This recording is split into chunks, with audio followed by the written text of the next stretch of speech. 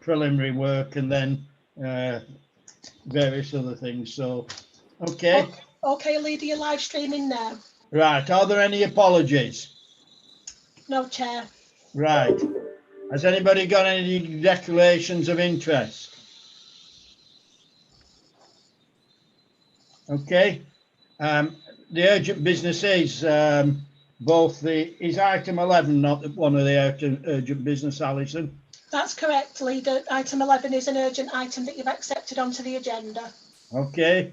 All right. And the exclusion of press and public are items 8 to 11. 8 to 11. Okay. So we've got the minutes of the last meeting. Is that correct? Leader, you've got 2 sets of minutes at this meeting. Okay. So having been in meetings as well, Alison, with you this afternoon, dear me, it's been a meeting day. Can we agree both sets of minutes? Agree the minutes. Okay. And now we're moving on to objections to traffic order. Can somebody just, I've read this very carefully, I've been lobbied. Is the person still not present? Leader, I understand that Dr. Qureshi has just joined us. Okay, so things there. Okay, does Dr. Qureshi wish to voice her objections now? Hi, firstly, let me apologise. Sorry, we're in the middle of a power cut, so I might disappear at any point. I realise there have been a few objections sent through from residents who have objected on the basis of the having to park further away from their residencies. At present, it's about a mile away, the nearest parking. I wanted to actually address the statement of reasons that were given and point out some inaccuracies, because actually without these, the huge impact it will have on residences and users of the street will far outweigh any small improvement to traffic. So the reasons given were traffic flow, improved traffic flow and access to roundabouts, a reduction in the number of serious collisions, and an improvement of public traffic flow. So currently, addressing traffic flow and access to roundabouts, parked cars are not obstructing the view of the roundabouts. Cars are parked on the left-hand side of the road and the traffic on the roundabout is clearly visible on the right. There is no left-hand exit on the roundabout, which is impacted by parked cars.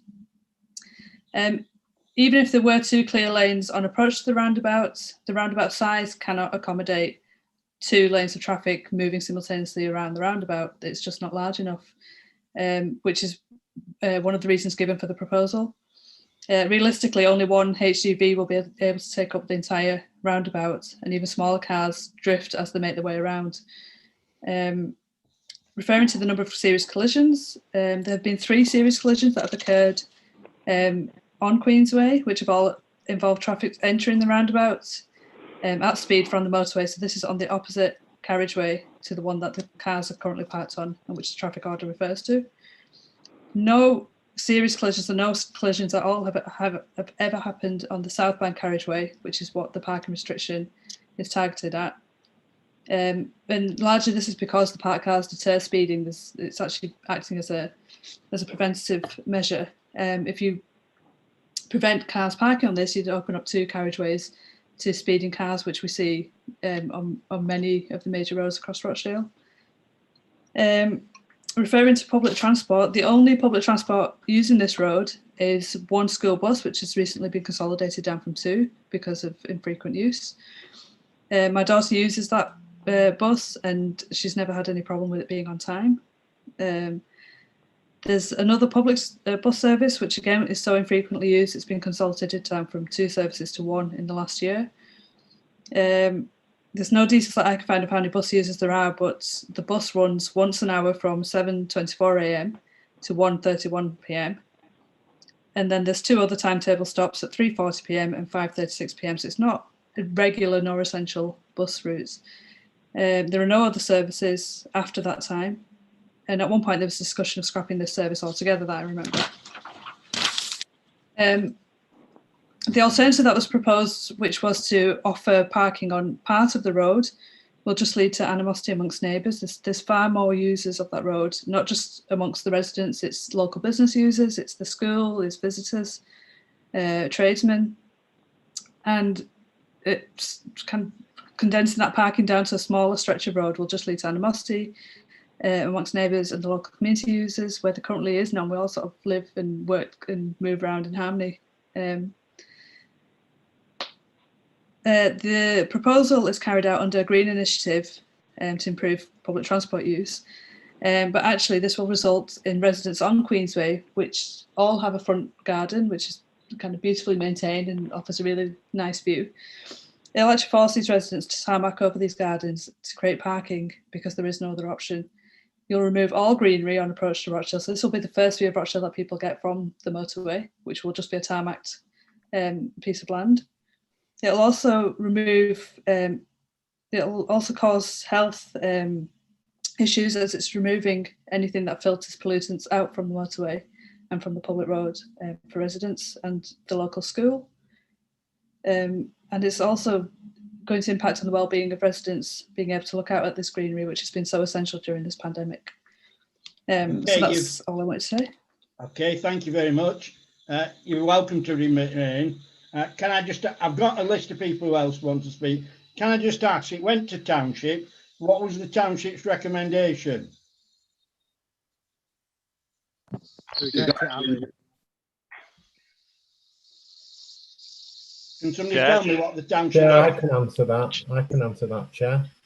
Go on there. Well, I've got the ward Township, Township, as you know, because you're a member of that township. Township rejected the scheme and right, said that's that all I need to know. support it. Yeah. Okay. Yeah. I've got Danny Meredith first.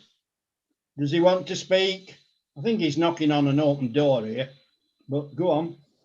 Councillor Meredith, do you wish to speak?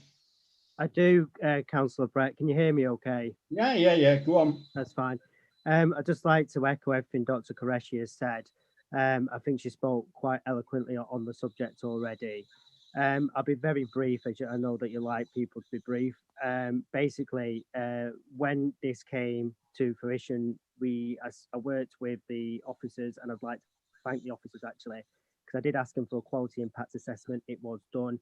I did ask them for a compromise. The compromise was done.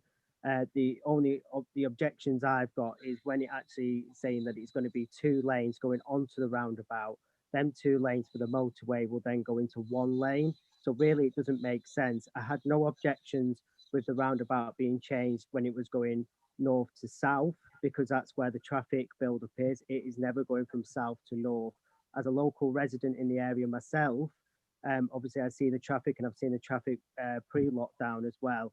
And I don't think this will make any difference at all to the actual roundabout and the actual highways in that area. There is a lot of issues with parking. I have been working with Councillor Neil Emmett and with the highways team to try and address this, because currently there are double yellow lines everywhere in that area. There's nowhere for people to park, and there is people who are disabled who will actually be disenfranchised by this scheme going forward. Thank you, Councillor Brett. Okay, and as you're aware, I was the ward councillor in that area for 13 years, so I know the area very well. I know Alan, do you wish to say anything? It looks as though the consensus is that we don't want to implement this. Is that me, Chair? Yes. Sorry, thank you. No, I take on board the comments of the objector and Councillor Meredith. We do appreciate the issues, as you're aware. Highways did look at an alternative where we provided parking between Hartley Lane and the roundabout for the residents who don't have a driveway. I think the only thing I'd like to say with regards to the lanes onto the roundabout is, as you entered the roundabout off Queensway, the inside lane would be straight ahead towards Castleton, and the outside lane would be a right turn down towards the motorway and onto Edinburgh Way. So you do increase the capacity onto the roundabout by being able to allow 2 lanes. I'd just like to point that out. Thank you, Chair. Okay, but as somebody who lives off Elizabethan Way and who put in traffic lights that I never wanted and aren't into, you know what I mean, it's supposed to allow traffic in. If you ever approach it from my house going to Newey, the number of people who don't follow where it is 2 lanes, one to the motorway, the other straight on, is alarming. Yeah. Is there anybody who wants to say anything in favour of this proposal? Okay, We seem to have a consensus. We don't wish to implement it unless anybody wishes to say anything. Does anybody wish to say anything else? Okay, it's moved that this traffic order is not enacted. Is that agreed? Seconded, yes. Yes, Chair. Yeah, so that's agreed and that's Agreed. the thing. Agreed. Okay, thank you very much. Can I move